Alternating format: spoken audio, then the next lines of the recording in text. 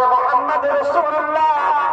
সাল্লাল্লাহু আলাইহি ওয়াসাল্লাম নবী আমার বলেন আন আবি হুরায়রা রাদিয়াল্লাহু আনহু আবি সাঈদ আল-খুদরি রাদিয়াল্লাহু তাআলা আনহু قال قال رسول الله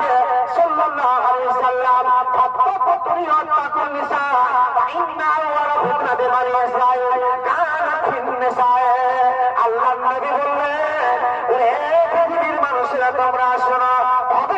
তোমরা মেয়েদের নিকট যাবে না মেয়েদের কারির যাবে না মেয়েদের নাস্তিক যাবে না মেয়েদের কাছে তোমরা যাবে না ওদের নবীজি আমার বলছেন এই বনি ইসরাইলের মধ্যে ঘটনা ঘটেছিল মেয়েদের কাছ থেকে তোমরা দূরে থাকবে ওদের নবীজি বলছেন তোমরা মেয়েদের কারির যাবে না মেয়েদের কাছ থেকে সরে থাকবে এটা আমার কথা নয় আমার মা খালা বেবি বোন আমার শোনা আল্লাহ রাব্বুল আলামিন কোরআনে বলেছেন বিসমিল্লাহির রহমানির রহিম ওয়া জারনা ফি বুয়ুতিকুন্না ওয়া লা তাবাররাজনা তাবাররুজাল জাহিলিয়াতিল আউলা পৃথিবীর মহিলারা তোমরা সঠিকভাবে অবস্থান করো রাজি চাইলে যুগে নারীদের মতো নিজেকে তোমরা প্রদর্শন করিও না নিজের সৌন্দর্যটাকে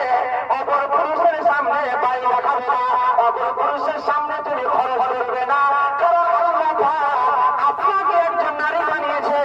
নারী তোমার কর্তব্য হলো তোমাকে ছুপাইতে থাকা অবস্থায় তোমাকে জীবন যাপন করতে হবে নারী হয়ে পৃথিবীর মাটিতে চলা যাবে না আপনি যে ভাগে চলেন বর্তমান জমানার কথা